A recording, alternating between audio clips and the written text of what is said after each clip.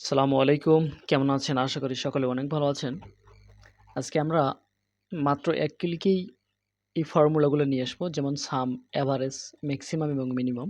চলুন তাহলে আমরা শুরু করি। ধরেন যে এগুলো আপনাকে যোগফল বের করতে হবে। তো সেক্ষেত্রে আমরা এইভাবে কিবোর্ড থেকে সবগুলো সিলেক্ট করে নিয়ে এখন কিবোর্ড থেকে অল্টার এবং সমান সমানকে প্রেস করার সঙ্গে সঙ্গে কিন্তু আমাদের রেজাল্টটা কিন্তু চলে এসেছে। দেখেন মাত্র ১ ক্লিকেই কিন্তু আমরা সামটা নিয়ে আসলাম। আচ্ছা, এখন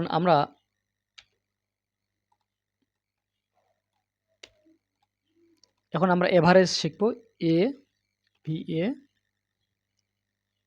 আর এ জি ই, এভারেজ। ওকে,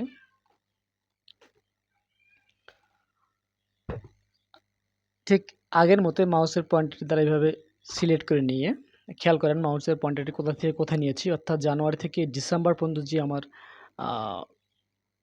ডাটাগুলো রয়েছে সেগুলোকে সিলেক্ট করলাম। সিলেক্ট করার পর কিবোর্ড থেকে অ্যাভারেজ বের করার জন্য আমরা কি করব, ওয়াল্টার, হ্যাঁ ওয়াল্টার চেপে ধরে আমরা কি করব, এইচ ইউ এ, ওয়াল্টার চেপে ধরলাম এইচ ইউ এ। দেখেন এভারেজ কিন্তু আমাদের বের হয়ে গেছে। অর্থাৎ এভারেজটা কি আসলে এখানে ধরেন যে এখানে 10 থেকে 20 পর্যন্ত রয়েছে, তো গড়ে কত নাম্বার রয়েছে সেটাই কিন্তু এখানে বের হয়েছে। এটা ছিল এভারেজের শর্টকাট নিয়ম।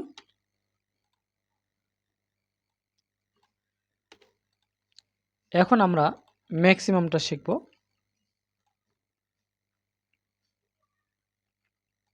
আচ্ছা ম্যাক্সিমাম, হ্যাঁ ম্যাক্সিমাম শেখার ঠিক সেমভাবে আগের মতো এইভাবে সিলেক্ট করে নেব। সিলেক্ট করে নেওয়ার পরে কিবোর্ড থেকে অল্টার চেপে ধরে কী করতে হবে, H U M, alter A L T যেটা, H U M, H U M.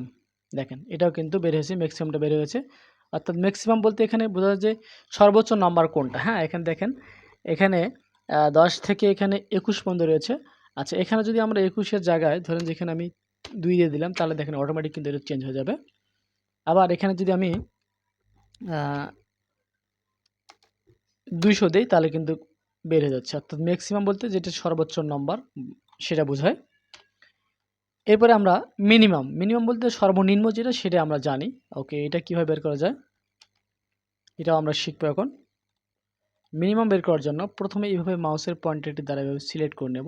Select করে নেওয়ার পরে আমরা কি করব, অল্টার এইচ ইউ আই, অর্থাৎ অল্টার চেপে এইচ ইউ আই, হ্যাঁ দেখেন সর্বনিম্ন যেটাকে আমরা বুঝি। এখন মাউসের পয়েন্টের দ্বারা এইভাবে নিচের দিকে আমরা টেনে নেব। এই ছিল আজকের ভিডিও। আশা করি এই ভিডিওটি আপনাদের বাস্তব কর্মজীবনে অনেক কাজে আসবে। এরকম সুন্দর সুন্দর ভিডিও পেতে ফলো রাখুন আমার ইউটিউব চ্যানেল এবং পেজে। নিজে শিখুন এবং অন্যকে শেখার সুযোগ করে দিন আপনার একটি শেয়ারের মাধ্যমে। এবং সম্পূর্ণ ভিডিও পেতে এবং আগের ভিডিওগুলো পেতে আপনার সার্চ বক্সে গিয়ে লিখুন #DHM।